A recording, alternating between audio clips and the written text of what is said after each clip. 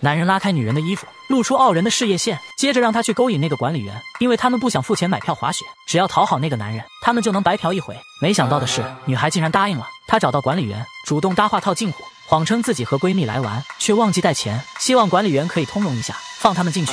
没想到的是，管理员也是个老色批，一听有这么多女孩需要自己，立马同意了他的请求。没想到的是，女孩带来的竟然是2个男人。管理员愣住了，但还是放他们进去了，因为他不想让女孩觉得自己小气。只是他没有想到，这3个人晚上又来了，依旧想要白嫖。这一次管理员拒绝了他们，可男人却威胁说，如果不让他们进去，就去举报他白天违反规定，私自把游客放进去。这样一来，管理员肯定会被开除。思考再三，他只能继续放几人进去。然而没过多久，换班的同事就来了，管理员告诉他，上面还有3个人没有下来，让他先不要着急锁门。接着管理员就下班了。然后没过多久，刚好有3个人下来，同事以为管理员说的就是这3个人，于是他果断关闭电源回家了。而那3个人还坐在缆车上，由于电源切断，他们被迫停在了空中。起初3人并没有在意，因为冬天的时候气温低，缆车经常出现这种状况。但没过多久他们就慌了，因为滑雪场的灯一盏一盏的熄灭了，周围顿时陷入一片黑暗。几人不免害怕起来，因为这个滑雪场只有在周末开放，今天刚好是最后一天，如果今天滑雪场关闭，就只能在7天后才开放，也就是说这段时间他们会一直困在这里。女孩急忙大声呼救，但回应她的只有死亡的寂静。他们还不知道自己将为今天的行为付出代价。3个小时过去了，依然没有人来救他们。此时狂风肆虐，天空中还下起了暴雪，他们不由得蜷缩在一起，但还是很冷。就在他们绝望的时候，身后突然亮了起来，是滑雪场的清洁师傅。3人急忙大声呼救，但外面风雪太大，司机根本听不到他们的声音，他连头都没有抬，就把车退了回去。3人绝望了。偏偏这个时候气温急剧下降，继续待在这里他们都会被冻死。男友一把推开栏杆，决定跳下去找人，但这里实在是太高了，男友有些害怕，最后还是猛地跳了下去。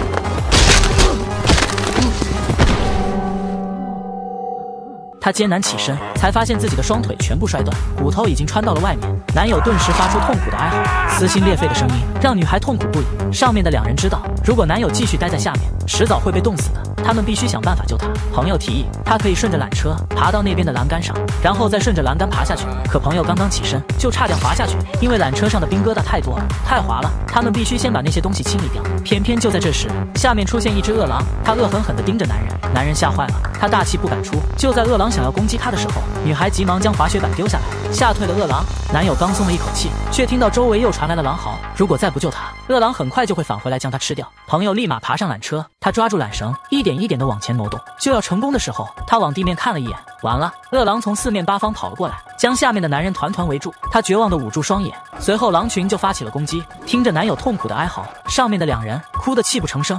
不知过了多久，狼群吃饱了也离开了，而女孩和男人已经吓破了胆，他们开始变得神经质，后悔为什么要来滑雪场，为什么同意男友跳下去。女孩说他们不该欺骗管理员，这是他们的报应。男人说他还没有娶媳妇，他必须活下去。但此时气温越来越低，2人已经冻得说不出话，只能靠在一起互相取暖。渐渐的，他们竟然睡着了。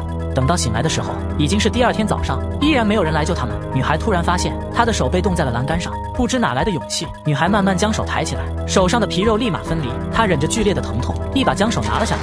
更糟糕的是，她想方便，趁着朋友睡着，女孩直接尿了裤子。她感到既屈辱又无助，躲在一旁默默哭了起来。又过了许久，滑雪场依旧没有人来。此时朋友也醒了过来，他知道继续等下去，2人不是被冻死，就是被活活饿死。朋友决定按照昨天的计划，先爬到对面的缆车上。说着，他就站了起来，双手死死抓着缆绳，然后一点一点地往前挪。